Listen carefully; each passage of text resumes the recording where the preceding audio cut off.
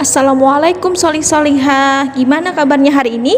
Ketemu lagi sama Ibu Rofiatul Hidayah di pelajaran IPA Ilmu Pengetahuan Alam.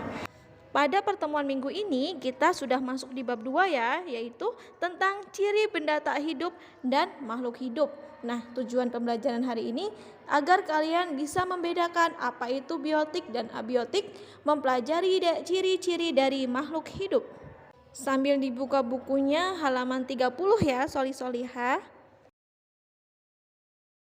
Nah, perhatikan gambar berikut. Untuk yang sebelah kiri itu adalah gambar untuk yang makhluk hidup, dan yang sebelah kanan itu sekumpulan gambar dari benda mati. Jadi, yang termasuk dalam kelompok makhluk hidup misalnya manusia, hewan, tumbuhan, mikroorganisme itu disebut dengan biotik atau segala sesuatu yang hidup. Nah, sebaliknya, yang termasuk dari benda-benda mati itu ada udara, cahaya, air, suhu, dan kelembaban itu termasuk dari komponen abiotik atau segala sesuatu yang tak hidup. Nah, sekarang kita akan bahas tentang apa aja ciri-ciri makhluk hidup. Ada banyak loh. Yang pertama ada bernafas, bergerak, tumbuh dan berkembang, iritabilitas, berkembang biak, perlu nutrisi, adaptasi, dan yang terakhir ekskresi.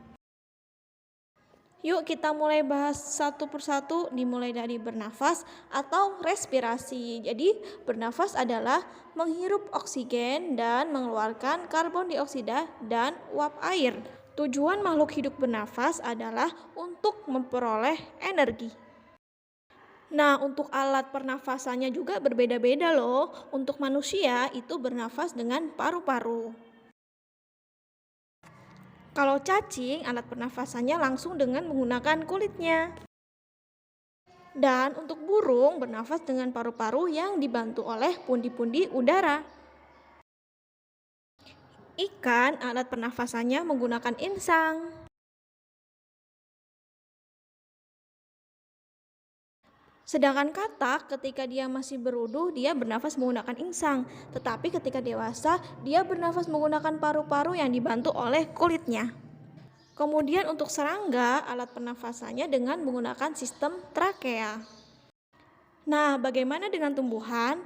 Tumbuhan juga bernafas loh.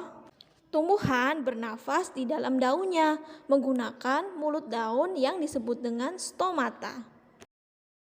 Lanjut lagi yuk untuk ciri makhluk hidup yang kedua, yaitu bergerak. Untuk manusia dan hewan disebutnya gerak aktif karena dapat berpindah tempat. Sedangkan untuk tumbuhan disebutnya itu gerak pasif karena tidak dapat berpindah tempat. Lanjut ke ciri makhluk hidup yang ketiga adalah tumbuh dan berkembang. Tumbuh artinya perubahan ukuran atau bentuk tubuh, sedangkan berkembang adalah proses menuju dewasa. Contohnya seperti yang digambar ini ya solih-solihah. Lanjut ke ciri yang keempat, namanya adalah iritabilitas atau peka terhadap rangsang. Contohnya adalah daun putri malu yang apabila kita sentuh, daunnya akan menutup. Contoh lainnya ada seperti ini nih. Di sini ada gambar tanaman yang bentuk daunnya membengkok menuju ke arah cahaya. Itu juga termasuk contoh dari peka terhadap rangsang. Lanjut ke ciri selanjutnya adalah berkembang biak atau reproduksi. Berkembang biak bertujuan untuk melestarikan jenisnya agar tidak punah. Nah, untuk hewan ada 3 jenis cara berkembang biak. Yang pertama adalah vivipar atau melahirkan. Di gambar udah ada ya jenis-jenis hewan viviparnya. Untuk cara berkembang biak hewan yang kedua ada yang namanya ovipar, yaitu berkembang biak dengan cara bertelur. Nah, di situ ada burung, ada kupu-kupu, ada angsa, dan yang lain-lainnya. Nah, untuk cara perkembangbiakan hewan yang terakhir ada yang namanya ovovivipar atau bertelur dan melahirkan. Cukup sekian untuk penjelasan Ibu hari ini. Semoga kalian paham. Kalau ada yang tidak paham, boleh ditanyakan via WA ke Ibu. Nah, untuk minggu depan kita akan bahas tentang cara perkembangbiakan pada tumbuhan.